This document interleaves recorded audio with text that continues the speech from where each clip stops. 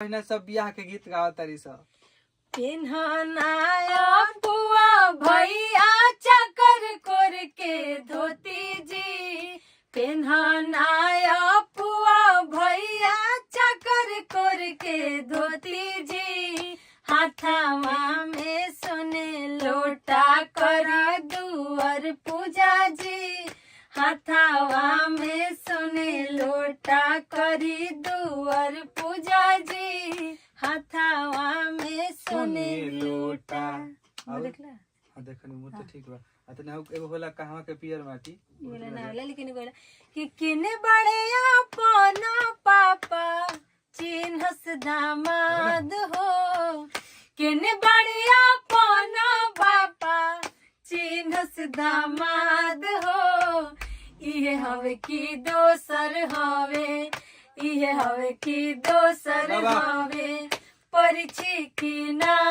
हो, इहे हवे की दोसर हवे, किने बढ़िया पाना भैया चिन्हस बहनोइया हो, किने बढ़िया पाना भैया चिन्हस बहनोइया हो, इहे हवे की दोसर हवे, परिची की ना हो, इहे हवे की दोसर हवे। टड़ा एगो तनी गाड़ी बढ़िया बढ़िया बढ़िया गाव ले, तनी एगो गाड़ी दे दलो तनी नुनू बाबा के नाम धके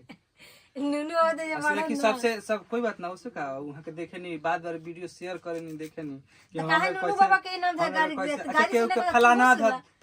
दिया तू अपन नाम कहनी के दरद के हमरा नाम तोहरे लेकिन ऊपर ही भाई के बोली तोहरे लेकिन हां तोहरे के पारी। हां ठीक बात करता आ देखिए ए बेरा सबके बता दे कि ए बेरा दोनों जनी वाला मिठवा ताल मिठवा तो कहता देखियो कन मिठवा आले तो कैसे हमरे साथे फाटा फाटी हो जाला तुरंते। अभी ए लो से बात माने मुंह से झगड़ा झंझट हो गल एक दो ताल, आ ओकरा बाद अभी उगाइल नहीं खिया आवे चाहत रही तले कहने के एक दो गीत रे सबके सुना दी, तनी गाड़ी वाला सुना दे गीत,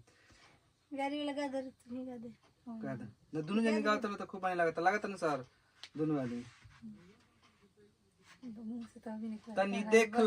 तनी देखला देवलिया पका लिखल बा, तनी एमे बहिना तनी सुन ला कवन भेड़वा तब जाई हा, तनी सुन ला तारा दीदिया के यतवार लगेला हो सोमार लगेला, मेचा से फिर से दू जन एक साथ गावला। हां भी वो ये का करता रहा इ त घबरा जे नु तनी सुन ला कवन भेड़वा तब जाई हा, तनी सुन ला कवन भेड़वा तब जाई हा, तनी सुन ला तारा दीदिया के यतवार लगेला हो सोमार लगेला, मंगर बुध लगेला, बिया फैया के सब काम चालू रहेला, बिया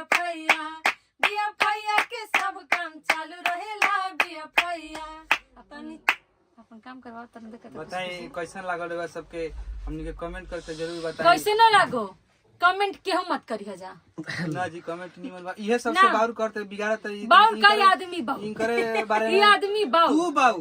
तू बाउर जब तो खाली झगड़ा के हम फोन काट देला, फोन आवत हम फीडबैक काट जब आले तब खाली झगड़ा के फेरा में रहले, कुछ देख ली के घबराइले बा इनकरे बारे में जितना लिखे के वाली का घबराइले हो घबराइले ना होखेला, शब्द के उच्चारण सही कीजिए आपू जी। जौन आवे आपू भैया ई गलत बा, देखेला कमेंट में लिखे जाके उच्चारण सही से करे के गाना गावेला समझ गइलू नु, हमने समझ में आइल। हां बाकी सब हेले समय तक नादान बनी बहुत बनी गलती होई बहुत बड़ा देख लो बहुत बड़ा। हां तो बच्चा के आईफोन 3 कैमरा लगा दे दे क्या करे के चाहिए, अब बहुत बच्चा बना यार देखनी कितना गलती कइले कमेंट करके सब बता दी। फिर मिलत तनी सा अगला ब्लॉग अगला वीडियो में, तब तक के लिए धन्यवाद, नमस्कार।